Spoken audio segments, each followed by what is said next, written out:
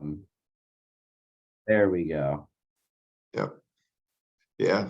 Mike, just call me Tim. So, Oh, thank you, Tim. I appreciate yep. that.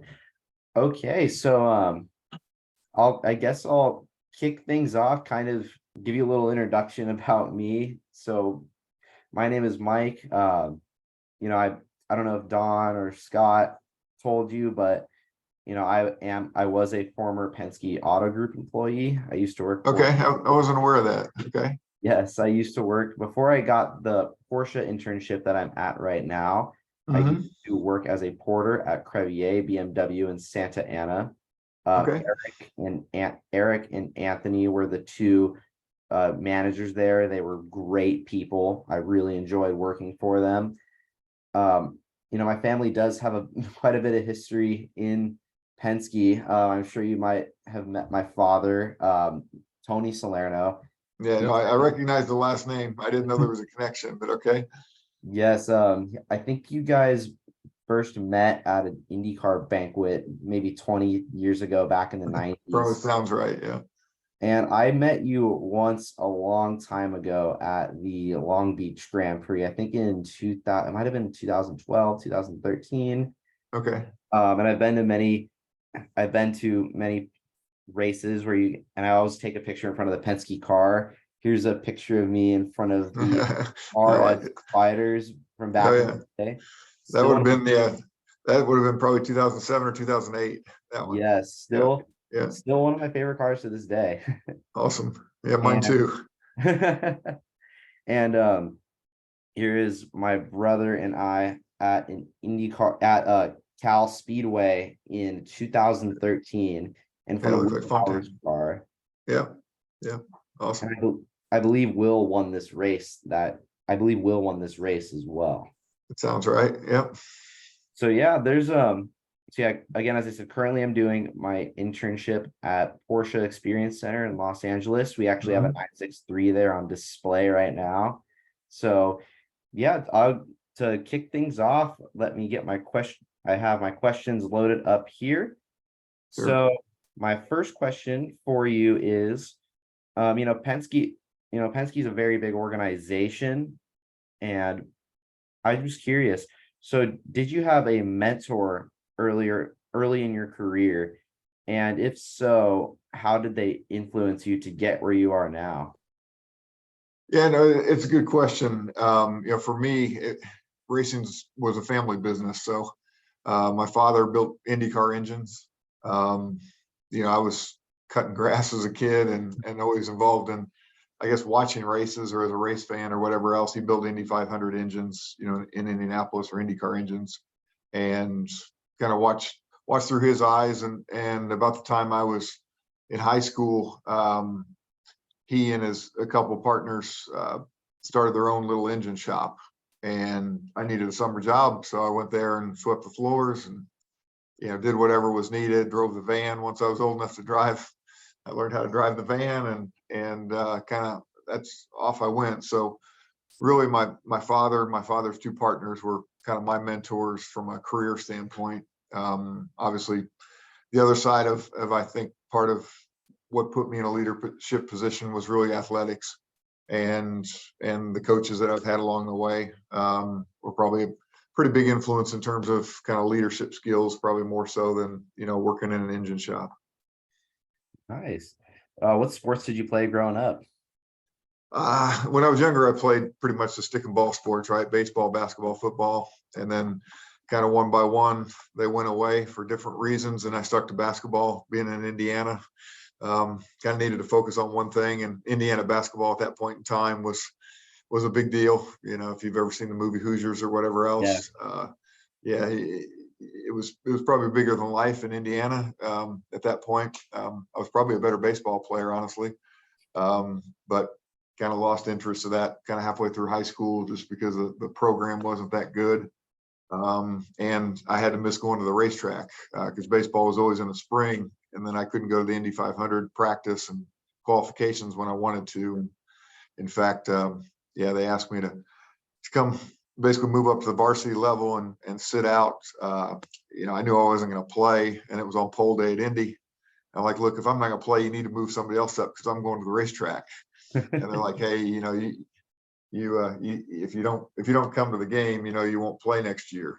I'm like, coach, don't tell me that because I'll just give up baseball. And I'm like, I'm a team player, that. If you need me to play, I'll be there. But if I'm just going to go there for the experience of sitting the bench, you need to bring somebody else because I need to go to the racetrack.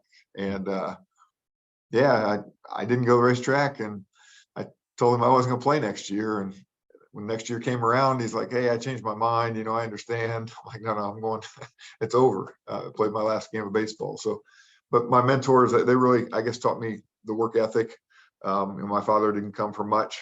And he didn't have a college education, and made sure that I got one. I didn't really want to go to school. I just wanted to go work on race cars and be a mechanic. Money wasn't really important to me. I'd never really had it, so didn't know what it was like to have any. And through basketball, really, I had offers to go, not big Division I, probably small Division I, but I was able to, at least get into schools. And my father was insistent that I went to school. It's like, look, that's why I'm still working with my hands. That's why I haven't got to where, you got to be better than what I am. You got to get to the next level. And he convinced me that he would be sure that I didn't get a job in racing if I didn't go to college. So I believed him. And then I kind of sat down and I'm like, you know what, I'm not going to make it in the NBA, right? I should probably try and figure out a place to go that I probably couldn't otherwise go if I couldn't play basketball pretty well.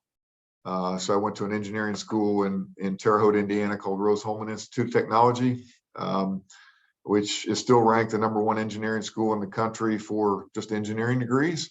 Wow. It was way out of my league, probably. I mean, I was a decent student, but I would have never got in the school just purely on grades and SAT scores or whatever else. I could get in because I could play basketball, and it was only Division III. So you had to find some ways to fund it, and they would help you a little bit with, presidential scholarships or whatever else, but they couldn't give athletic scholarships. So I decided to go there. It was an all-male engineering school. It was, full of geeks and nerds, and I didn't really fit in too well.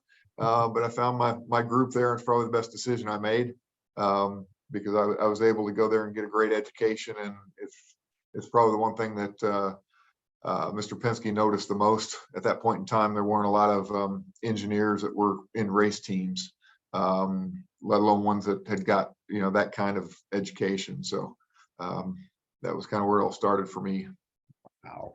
That's actually pretty interesting because I myself also played basketball too for a pretty good team. And if you asked me the same question, I would have also answered that my coach and my father were my two greatest mentors.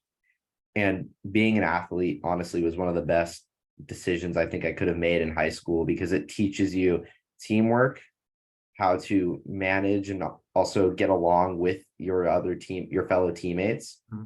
And it teaches you how to be competitive most of all. So I definitely agree with that. It taught me a lot that I still use to this day. So my next question is, I know you're probably pretty short on time.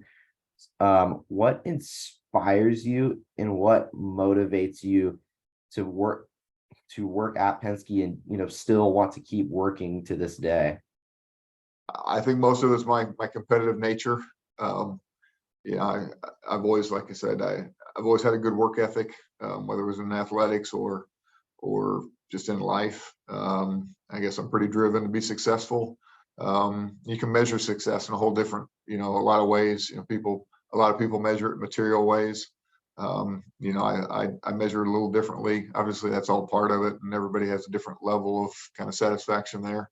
But from my standpoint, it's really about achieving things that, for me coming here, I went to work for Roger when I was 31 years old. As a kid, I sat behind his pit up in the grandstands and watched him operate. And I always felt like that's the place to be. That's utopia. That's the New York Yankees of the racing world. I never dreamed I'd be in the position I'm in now. Like that really wasn't part of the aspiration. Really, it was, I always believed if you go do a good job somewhere, somebody will notice. So don't worry about your next job, worry about the job that you're doing. And if you worry about the job that you're doing and you do it well, you're going to get opportunities to do other things. And that's just the approach that I took. So I never felt like sending him a resume to go work for him was the way I was going to ever get there. It really wasn't on my radar screen. I went to work for, it was the Budweiser IndyCar team, True Sports, out of college. They had bought my father's engine business when I was in college, and they moved it to Ohio, and I had better job offers financially to go do other things, but I thought I wanted to get the racing bug out of my system to see where it went. Because if you don't do that when you're young, people that try and come back to that, they usually ruin their personal life doing that, because the others don't really understand what it's all about, or the commitments that need to be made, or the time away. So anyway, then that ended up getting bought out by Bobby Rahal and then David Letterman. And they asked me to manage the team there when I was about 25, I think it was. And honestly, I tried to tell them I wasn't ready for that. And they told me that was the only job they had for me there. So I spent the next 4 or 5 years making my mistakes on Bobby's time. And, Roger called me out of the blue to come not only be a manager within his group, but be his partner in the IndyCar team, which to me, it took me probably 3 or 4 months to even make up my mind to do it, because it was my dream job, but I didn't feel like I was ready for it. And I really didn't understand why at 31 years old or whatever I was, that I was the right person for that job. I didn't understand it. And, his only response was, Tim, you'll understand why once you're here. And, he had people that worked for him for 20 or 30 years that I knew that were my peers and people I looked up to, that he was going to drop me in above. And I didn't really understand why me, because at that point, I think I'd been part of 2 IndyCar wins ever. So it wasn't like I was coming there with a huge resume and on-track resume. So I wasn't sure what I was going to bring there. But the differentiator was my education and maybe leadership skills that you don't really know how you stack up until you go play. I 100% agree with that. And I think that's really neat that, as you said before, you were a kid sitting behind Roger Penske in the pits, and back in your day, you had the night cars like the 91730. You got to probably see Mark Donahue race. I was too young for that, to be honest. My father built an engine to go in Donahue's car before it went to the museum. I mean, I knew who Mark was when I was a kid, but obviously, he passed away in 1975. I was 7 years old. So, I can't say that Mark was someone I knew or followed, as a kid. But, I've certainly, come to know his family now, and, his son, David, Michael, those guys, and I know them pretty well. And it's pretty cool, because he was kind of in my shoes, but he was also the driver. And, being a historian or whatever else, it was pretty ironic when I first went to work for Roger. I finally picked up the book, The Unfair Advantage, took it on vacation with me, read it, and I wanted to read it after I'd worked for Roger for a little while. And I mean, it was okay that at that point in time, it would have been probably 30 years ago that book was written. Wow. And it was just like yesterday. I could predict the next page, like how Roger responded to whatever Mark was talking about in that book. So nothing's really changed, just time, in terms of the way Roger does his business and how he kind of simplifies the things that are pretty complicated and makes something out of it. So, yeah. And what's great is you're the one, you and Roger are still continuing this legacy, this great legacy to this day, the Penske perfect legacy, as I would call it. Yeah, well, one of my fears was I didn't really know what I could contribute. I didn't know what he hadn't done. Like, what am I going to come here and do, and what am I going to contribute to the successes that the team hasn't done. That was one of my first questions. And his response was, "Look, I haven't won an IndyCar race in 2.5 years. My choice is to either shut it down or change it." And we went to Indy for the first time 2001. So I'd worked for him for about 1.5 years at that point in time, because I went to work for him in October of '99, and we didn't go to Indy in 2000. That's right. I sponsored a team, and then I actually did race strategy for Jason Leffler that year in a United Auto car that Roger sponsored, just so we could get an experience of what it's all about to prepare for the next year. And when we won the race in 01 with Elio and finished second with Gilles DeFerrin, I was in victory lane, and that was number 11 for Roger. And my dad spent 30 years trying to win that race with one of his engines and never did. So I knew kind of what it all meant. And I said to Roger in victory lane, I'm like, hey, I know this is number 11 for you, but one's enough for me. And he said, I want 20 is what he said. And I thought he said 12. He goes, no, 20. And I said, this is a new thing for me. He said, hey, I've never finished first and second here. So I know that was pretty cool that we actually did something that he hadn't done. And there's quite a few other kind of landmarks or milestones that we've achieved, together in the last 24 years or whatever else that I didn't realize, what he hadn't been able to achieve in some areas, but just being able to kind of be part of that legacy has been really cool. But it's all about the people that are around you. It's not about any one thing. So that's actually a great kind of intro into the next question I was going to ask you. So Penske is a very, very large organization. I'm sure you've had to hire many, many people over the time you've been there. So when you're hiring somebody, when you're looking for somebody, what values are most important to you in an employee as well as in a leader? Yeah, I think they're two different things. If you're hiring for a leadership position, it's one thing, but I feel like I guess the characteristics are the same. It's pretty simple. We call it, you have to have a basic skill set, whatever it is that you're applying for, in most cases. And then you have to have a really good attitude, good initiative, and we teach the rest. It's not that complicated, really. It's really trying to find the people that are driven and that have initiative, because in motorsports, if you're looking for a list of things to do every day, you're going to fail. If you don't have the initiative to go find and do the things that need done, you're going to fail, because we don't really have a lot of time to tell somebody what to do next. You have to have the people that are driven to do those things, but have the right attitude to understand where their strengths and weaknesses are. And I guess that's where I come in, is to try and, just like any team that you've played on ever, everybody has a role. Everybody knows where their strengths are, or they should, and where their weaknesses are, and you try and put the people in places where they succeed. And Roger has a saying that you still have to have an environment where people can fail, because if they're afraid to make decisions because they're afraid of what the I guess ramifications are of failure, then they won't make a decision because they're afraid to fail.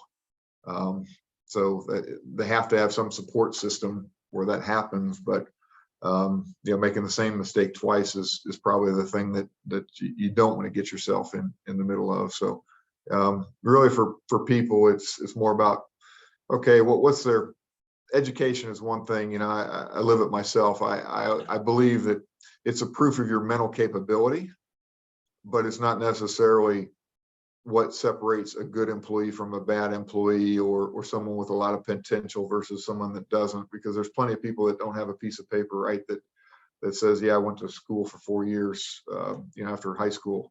There's plenty of people out there that are successful that don't have that. So that's just one of the things that you look toward. But from a leadership perspective, you have to have people that respect process and demand process. If you don't demand process, and people think, well, Tim only hires engineers as leaders. That's not necessarily true, but engineers are typically the ones that are the most process oriented, because if you don't follow a process, you don't really know how to fix it when it's not right, or you don't really know what you have. So having like-minded people, and people that fit with each other. An all-star team isn't necessarily the best team. You see it all the time, right? You used to see it in the Olympics. You might be too young to remember a lot of that when the other countries would come with their all-stars, and the 1980 Olympic team, the hockey team, right? Yeah, the dream team, the hockey team. at that point in time. It was or Miracle on Ice, they called it. That was a pretty good example. I was never a big hockey guy, but it was a pretty good example of how, the All-Stars were beaten by a group of amateurs that could actually play better together. Mhm. But then, yeah, the All-Star teams can be that good with the dream team and that type of thing. But really, it's a matter of getting like-minded people to work together is really what the key is. I agree with that. Another great example of that is you're a basketball guy, so the 2004 the 2004 Redemption. Olympic team with Allen Iverson, LeBron James, and that team was beat by Spain, I believe. So it kind of shows that kind of proves, in my opinion, that proves your point that you can have all the talent in the world, but if they can't work well together, you're That's not exactly right. you're not going to get anywhere. And that's kind of when you talk about process oriented, that's actually one of the things I really noticed when I worked at Crevier BMW is all the management and the salespeople there were very process oriented. I was a porter, so again, I didn't have, I was not I wasn't necessarily responsible to know the processes, but I really tried my hardest to understand it because, in my opinion, in order to be successful in any work environment, you need to understand every operation of the business.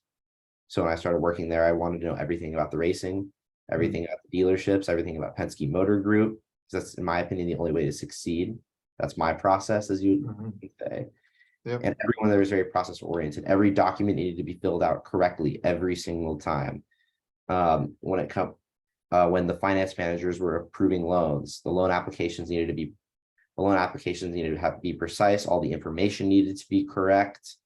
You need to make sure all the prices were correct. If you had any markups or anything, you needed to make sure the markups were adjusted and the customers were aware of that, as well as discounts. Yep. But I agree with that. Being process oriented is very, very important when it comes to running, especially a race team where where the slightest tweak on the suspension or the roll bars, or the sway bars could make microseconds or a tenths of a second difference, but those tenth of a second differences is what wins you the race. Yep. So I'm going to lead into my next question is, how would you describe your management style? I try and lead by example, more so than by what you say. I'm typically not somebody that's going to, go in and give a big speech about, how to get everybody, motivated through words.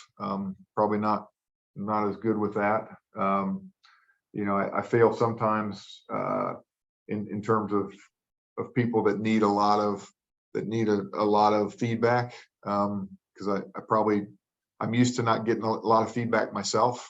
I get very little feedback aside from results, in terms of how to be better or what to do differently or whatever else, because either people are intimidated because they work for you and they don't want to give you the feedback or want to be, that open about it. Or honestly, Roger doesn't have a lot of time. So no news is good news from where I sit. But I feel like that aspect of understanding kind of where you are from a leadership perspective, and having an open door policy. I guess the way I've always lived is I try and have a fair environment, that's has the least amount of politics possible. In other words, the world's full of things like that, but I try and promote from within, and have an environment where people think that they can succeed based on what they do, not who they know, internally. In other words, if somebody works on my son's car, they shouldn't have any better chance of succeeding in this environment just because I might know their name a little bit more or know more about them than somebody that I've really never met other than saying hello in the hallway. So just trying to have an environment where it's not a popularity contest, whether they like, me as a person or not as a person. Yeah, you'd rather be liked, but that's not really the focus. The focus isn't popularity. The focus is, do we provide a fair workplace and somewhere that people can succeed, I guess is what I focus on. If only the rest of the world could understand, it's not a popularity contest, right? Yeah, wow. Yeah, I did. So my next question for you is, thank you, is how do you encourage innovative ideas from your team? What's kind of your process for that? Well, in this business, most of it's self-motivating. Most of it, at least from a technical aspect, it's typically someone's job to make the car go faster. But I think the best way to motivate people on those aspects is to listen. Because if you feel like you can't be heard, then you won't have too many ideas, right? If people think that you're getting, we call it the Heisman, right? Somebody's just putting a hand in your face and telling you to be quiet, that's a problem.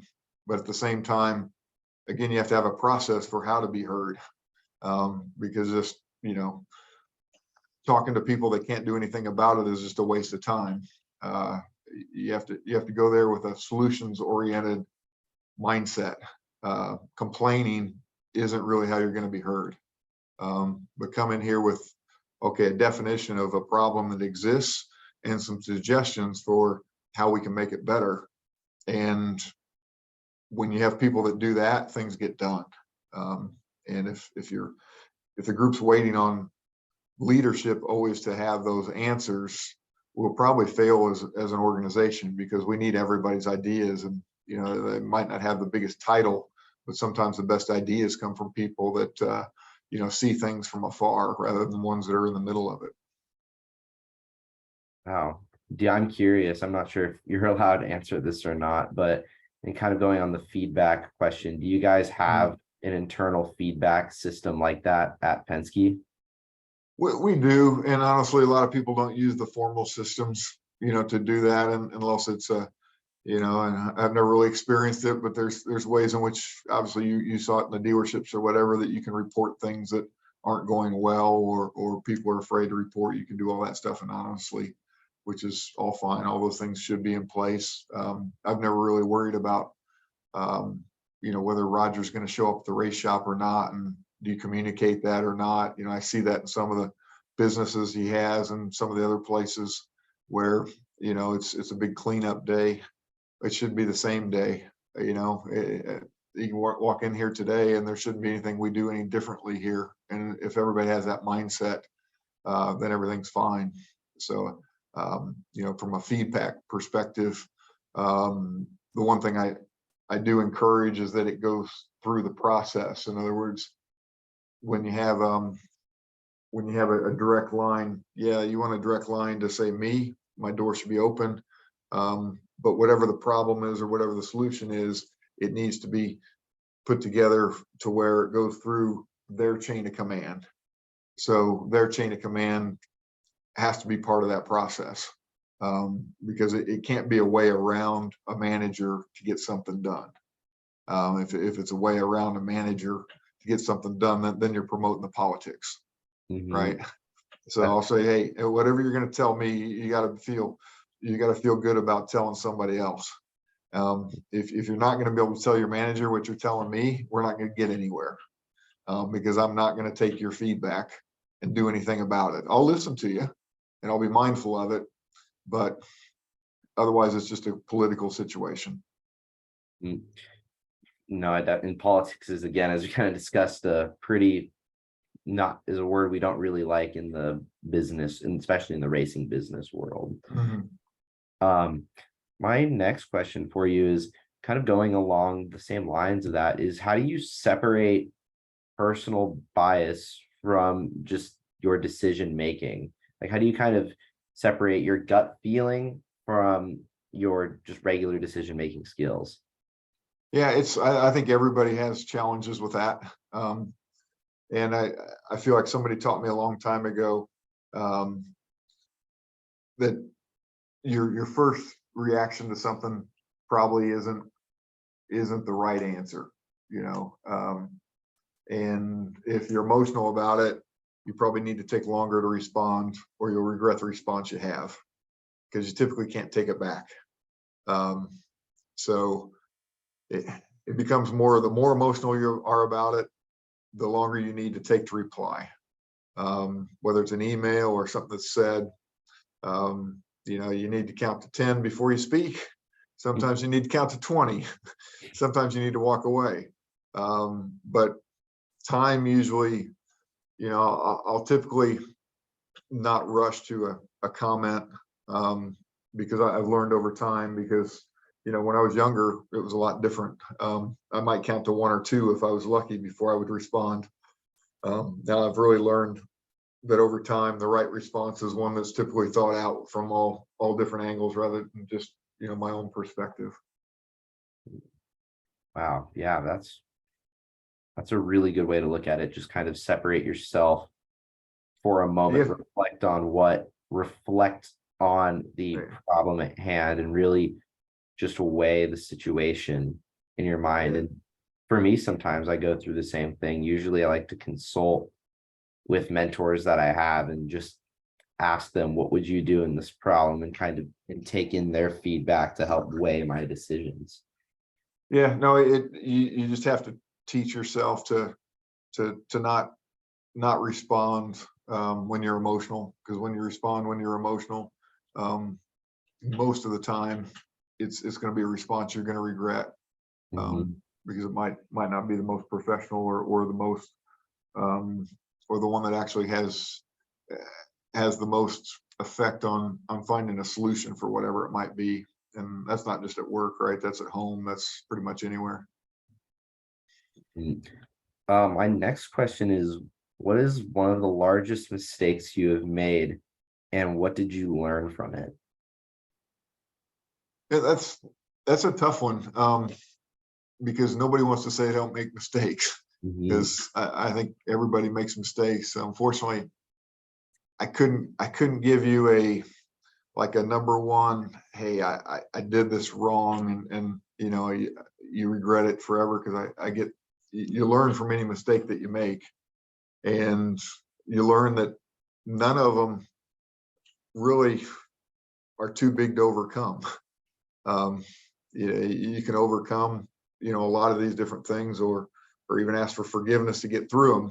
But I think for myself, I think one of my weaknesses is, and something I've had to learn to do, is to rely on others around you to help get something done. Because if you try and do it all by yourself, you're going to run out of time, and somebody's going to pass you by. So, I think that's something that early in my career, uh, I I really looked at myself all the time to do certain things, and probably didn't communicate well enough. And you know, I come from a family that, you know, my father didn't communicate a lot either. So you've had to learn that along the way, and maybe adapt into different points of view rather than just my own. You know, I've had to learn that over time, and I see it now, especially with generations, where my generation is different than the generation, you know, below or above or whatever else. And you kind of have to realize, yeah, those different perspectives exist. Mhm. And, you know, I know how I thought of it when I was younger. And now I'm, you know, I'm used to being the youngest one in the room. And now a lot of times I'm the oldest one in the room. And uh, you have to open your eyes to some of those things. And, you know, I've made mistakes in the past to where it's kind of my way and my perspective of how we should go forward, when maybe you need to spend a little bit more time with communicating and getting the input. And I think really the successes, over time, become more consistent when something has a few more perspectives than your own. Mhm. I agree with that too. And I like your kind of forward thinking perspective on leadership, because a lot of, kind of the old school saying of being a leader is, if you can't, your if your workers can't get it done, you do it yourself. But I like how you kind of reverse that and you say, okay, to be the best executive possible, I need to learn how to most effectively communicate and delegate Delegate. Mhm. and delegate the tasks to my workers and take in their own perspectives as well as their thoughts to make this project or this task have the most successful outcome. I really like that forward thinking perspective. And that's probably why Penske has the most wins out of every racing team in existence. Yeah, no, and it was winning races way before my time, but yeah, I do feel like that there is a commonality among the leadership when I meet outside of the racing, right, that run these different dealerships and different businesses. And sometimes it's pretty clear to me when somebody comes on board, the ones that are going to make it and the ones that aren't going to make it. Um, and you don't have to be around very long to see, hey, this person needs to maybe conform or look at things a little differently, or they're going to be on the outside looking in. And there's other ones that you're like, hey, this person fits exactly the direction that this company typically goes. Mm, yeah, and it's great that you guys are also back with Porsche as well, because working for Penske and now interning for Porsche, I see a lot of the similarities bounce back and forth with each other, like the process, their kind of forward thinking views and perspectives on everything. What you just described to me as well is very similar to how things are ran at Porsche. They don't, there's the leaders are still leaders, but you often will see the leaders of the at least for our organization, with the workers gathering feedback, thoughts, perspectives, so they can do a better job, so they can do better at their job as well, especially in the racing or the car business. It's a big team effort, as you're saying. So my next question is I only have two more questions left after this, is what advice would you have given to your younger self, or maybe yourself at my age right now? I think for myself, if there's something that you want and something that you desire, whatever it might be, whether it's, and when I say that, I mean more as far as an opportunity. If there's an opportunity that's out there that you desire, and that could be that you want to get to know somebody. It could be that you want to get to work somewhere. It could be that you want to, experience something, whatever it is. If I look back at it, and I see it through my sons, and I try and encourage them. I have one that will, and one that maybe is a bit more reserved, and I was probably the one that kind of sat back and hoped that it would happen, or hope that I would get a chance to meet that person, or hope that things would work out and I'd be noticed, rather than being, I guess, more proactive towards controlling my own destiny on those fronts. And shy isn't the right word, because I wouldn't refer to myself as shy. I probably, as I look back, you think about it. I mean, even if you found a girl that you wanted to go out with or whatever else, what's the worst thing that's going to happen? They're going to say no, right? And Right. that always seemed like a big deal. You didn't want the wrong answer. And I watch it now, and it doesn't seem that difficult. When you look back and you're like, well, I never got to know that person because I never introduced myself to that person, or I could have maybe done this, or I should have had this conversation. And I still fight that today, but I think being proactive and going after what it is you want, in a I guess a meaningful way, in the proper way. I see people that are very natural in doing that, and I see that they often get the opportunities that they want. And I look back and I'm like, well, that wasn't that hard. Why didn't I do that? And I try and encourage my sons to be a bit more outgoing on those aspects. And if I look at my younger self, I was one that, sat back and kind of let my actions do the talking, or waited for someone else to come talk to me rather than approaching someone else. And sometimes that gets portrayed as arrogant. But I never really, I guess I didn't perceive myself as arrogant, but sometimes was perceived that way just because I was typically quiet. And until you got to know me, you didn't really know me. And I know I'm still that way in some aspects. Wow. That is some very good advice for my younger self. Definitely go out, be proactive, Yeah. as you're Don't re saying. yeah, don't regret not having the initiative to meet someone or to tell someone what you would like to try and achieve, or ask someone's advice for how do I get there. There was a kid at Mid Ohio yesterday, standing around the garage after the race. I was standing there talking to mechanics in the garage, and I could tell this kid wanted something. And I just said, "Hey, are you waiting for me?" Or somebody says, "Yeah, I just like to talk to you. I just like to know, I go to school and I want to do this. How do I do it?" He said, I saw you standing there. He goes, I know, you're Tim Cindric. If there's anybody I can ask, that knows the answer, it's you. So I just Right. want to know, what would you tell me? And then I asked him a couple of questions about himself, introduced him to somebody else, and kind of gave him maybe a footprint to figure out how to develop a mentor, that was his age, that was doing what he wanted to do. And that kid will get somewhere if he wants to, because of that initiative. I would have never done that. I would have stood there and watched, and I would have sat there and wished, and maybe I'd get noticed or whatever else, but I would have never spoke up.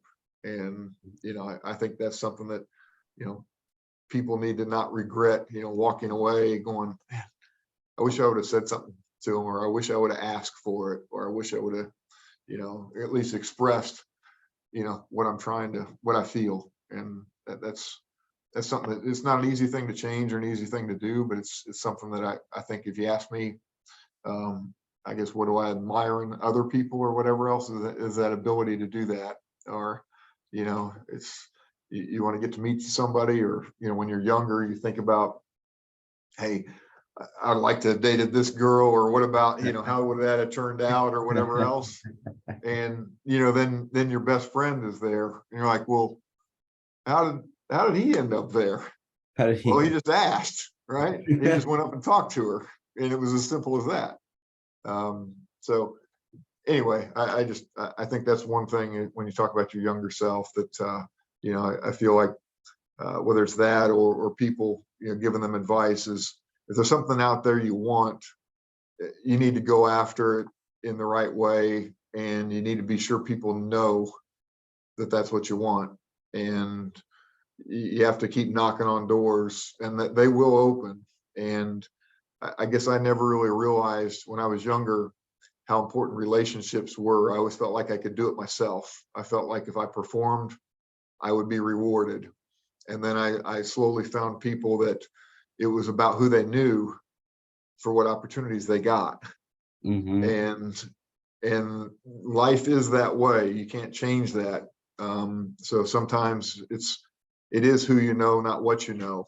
But then once you get the opportunity, the key is to find out how to get the door opened somehow, or at least get a crack in the door that you can walk through and then get a chance to prove yourself. And a lot of people don't ever get to walk in the door and even get a chance to prove themselves, because they don't know how, or they don't know the person that can help them. And you have to go find that person. That person is typically not going to find you. You have to go find that person or those people. And I tell my kids, that they obviously, have had a different upbringing than maybe what I did, as far as just life experiences. But I tell them all the time that, hey, you have to, if there's something that you want in life, you have to go out there and try and get it. You can't just sit there and wait for it to happen. But Never apologize for an opportunity. Just make sure you take advantage of it when you get it. If that's the biggest sin in my, I guess, career advice is if you're given an opportunity and don't apologize for it, just make sure that you make the most of it, because that relationship's not going to be the thing that's actually going to help you succeed. It's going to be how you perform once you get the chance. Roger told me once, he said, and this was actually my senior yearbook quote, is luck is where preparation meets opportunity. Mm-hmm. And I think that's I think that's kind of what you're alluding to here is there's a lot of guys that have the preparation, and there's a lot of guys out there that have the opportunity, but the guys that are the most successful, such as yourself, have kind of found a way to combine those two, the preparation and the opportunity, to take themselves to be the most successful person that they can be. Oh yeah, no, the luck might be the fact that you were standing next to a person that can influence something, and that was the luck.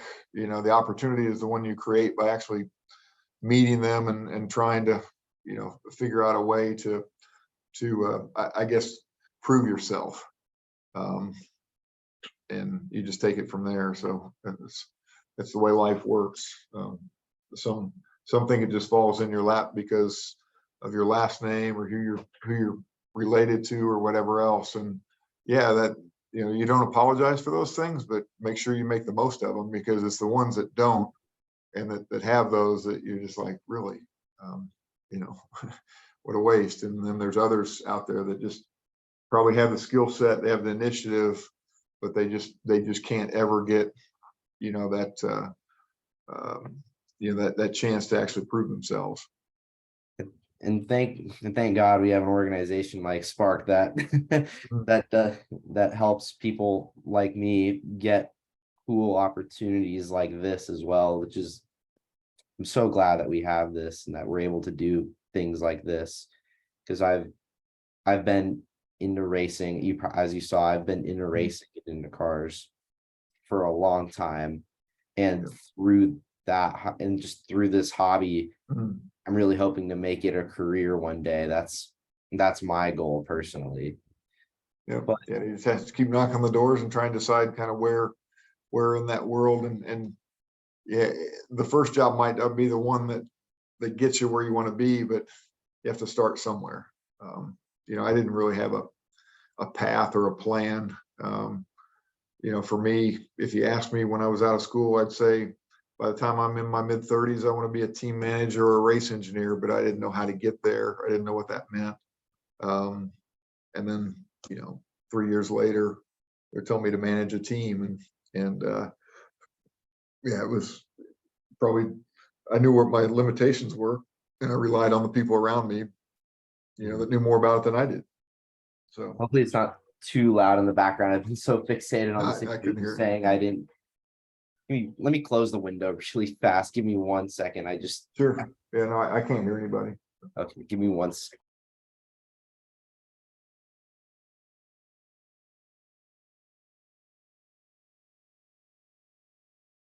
Okay, there we go.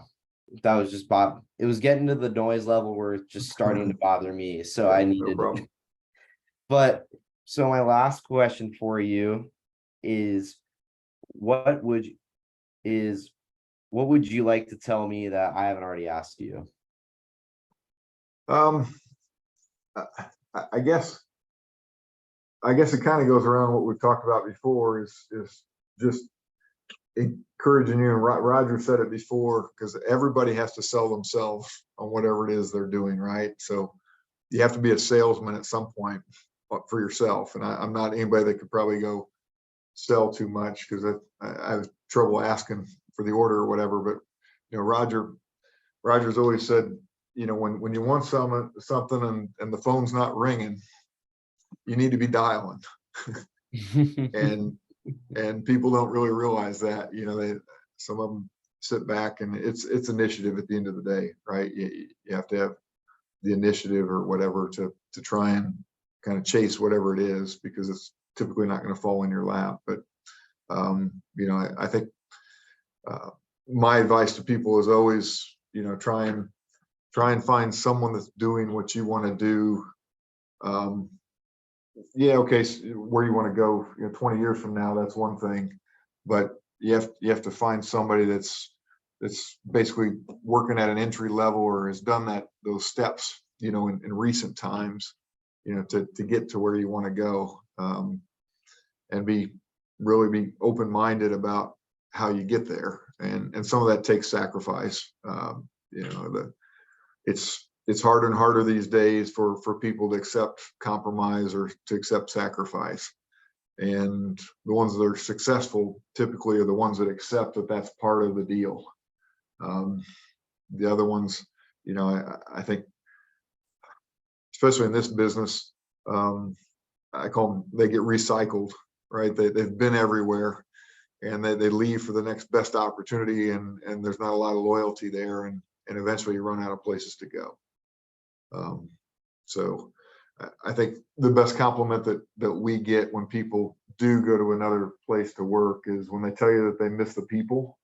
That means you had something different, because it's not all about the tangible aspects of what the job offer is, or what the workplace or whatever. It's kind of the whole package that really makes the difference. So when you go out and look for wherever you're going to work, it's not always, hey, how much money am I going to make and how much time off am I going to get? Those questions are usually ones that they're all aspects that you have to appreciate, because everybody needs that to live, and everybody needs to have a balance in life. But there's other things that really make, I guess, a differentiator in which way your career goes, because it comes down to the people that you're learning from. If you're not learning from people, and if, you know, I always appreciate the ones that come in and have an open mind, but want to talk about, hey, who am I going to learn from? Like, who's going to help teach me? Those things to me are good indicators of somebody that's going to be successful. So Yeah. And as you know, Scott, when I talked to Scott Atherton on the phone, he told me, he talked about the big sacrifice of the racing business. My goal is, I'm a business. So I should have said this at the beginning of the interview, but I'm a business marketing major at Chapman University. And what I really want to do is, I really want to go into marketing for motorsports or a manufacturer. The thing Scott told me when I told him that is, he said something very similar to you. He said, if you want to be successful in motorsports or racing, you need to uproot your lifestyle in the culture and world of motorsports. Basically saying you need to really like it, which I think I really do. No, without the passion, it's not, the business doesn't make any sense, to be honest. Exactly. Yeah, there's plenty of other businesses where you can make a good living and not work as hard, or not put as many hours in or as much thought into what goes on. So, and it's harder and harder. You know, I was meeting with a group the other day, and we were talking about in IndyCar. I was meeting with another owner of a team, and we're talking about I think there's 16 different teams or whatever. Right. And are there really 16 full teams worth of really good people out there that want to do this for a living, and why? And the world's changing a bit in terms of life balance and all that. And we got a little bit of a COVID hangover, because everybody got used to getting paid for doing nothing. But that goes away over time. And you know, the ones that, you know, kind of thought that was the way to go, yeah, short term, yeah, you can find some really good opportunities, but they might not last very long, and some of the better ones are probably going to be filled. But I always say that kind of the cream rises to the top, and you know, if you know what job you want, make sure people know where you want to go. Like, what's your ultimate goal? And if you don't know, that's okay. If you come into a business and say, hey, I'm not sure which job I'd really like to have because I don't know enough about the jobs. That's fair. You don't have to say, hey, I would just want the top job, because honestly, you may find out you don't want the top job. Mhm. Because it just depends on a lot of things. And some people think they want to make all the decisions, but they don't want, what comes with that.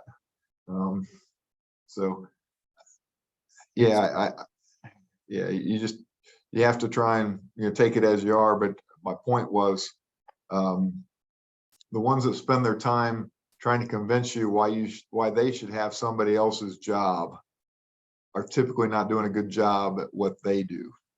And if the right managers, if you work for the right people, they'll realize that without you telling them that. Um, they need to know where you want to go. And but the ones that do a good job at what you're asked to do typically get opportunities to go do something else. I should tell. Honestly, you're making me. I should make it more explicit in my work that I want to go into. I'm sure that they definitely know that I want to go into marketing, but I should definitely. This is what my internship is. It's a marketing internship. I should definitely make that more explicit, especially Yeah. as a temporary internship. That's actually a really good piece of advice, because I struggle sometimes with the same thing too, as you said earlier, going out and being the person that asks. I would also say myself, I'm one of those people that's, that I have to think about it a little bit before I go out and ask. Sometimes I'm not, and I'm trying to work on that every single day, taking that initiative a lot more. But it is definitely it takes a lot of guts, in my opinion, to do that. It's not easy at all. No, and if there's somebody in that work environment that you admire or you respect, um, you got to just say, hey, you got to tell them. And it's not easy. It's not the easiest thing to do to compliment somebody. It's easier to criticize somebody. And some people are really good at it. They're really good at, going up to somebody and telling them what a good job they do and how much you respect them. And other people, think that, but never say it. And, I think that's one of the things, if you see a person that you think, hey, I want to be in their shoes, or I want their job at some point, I think you got to befriend them, and you got to say, hey, I've been here a little while. I've seen you work. I'd really like your advice on how I get to where you are, and how can I work towards this job? And I'm willing to sacrifice. I'm willing to do whatever, to get there. Help me. And the right people usually want to help. That's a really good way to look at it. That's a very good way to look at it. Yeah. Wow. That's So hopefully it's all worthwhile. I think it's a great program that Spark has, and I'm glad I was able to contribute to it in some small way. No, I really appreciate you taking the time. I was trying. One of the things I definitely struggle with sometimes is when I get talking, I like to talk too much. So I've been trying to hold back and listen to everything that you're saying. And I really appreciate all this advice you've been giving me. I'd say my biggest takeaways from this are, first of all, take the initiative, make it explicit that what you're trying to do, have an open mind, but don't just come in and give somebody feedback. Have solutions to the feedback, because solutions are what's valuable. And they like to say in business, a business deal is not done until money is exchanged. In the situations you're describing, the money is exchanged when the solutions are with the feedback. Would you say that's a good? Yep. Yeah, no, I think, and sometimes the solutions aren't always there, but ideas, or at least a willingness to be part of the solution. Exactly. And then Yeah, also, if you come across as, hey, I want to be part of the solution, not part of the problem. I'm not just here to tell you about the problems you might already know about. Just I'm here for you to be part of the solution. You'll get a lot further. you said the cream rises to the top. I like that quote a lot. Definitely might use that when I'm Yep. talking to people. So thank you for being my inspiration behind that. Um, the other thing you told me too is process is very important. You look for people that have process and use process in their life, because processes are, if you have somebody with a lot of ideas but no direction, that's a lot harder. It's a lot harder to get things done versus somebody that has the process to move in the direction that they want to.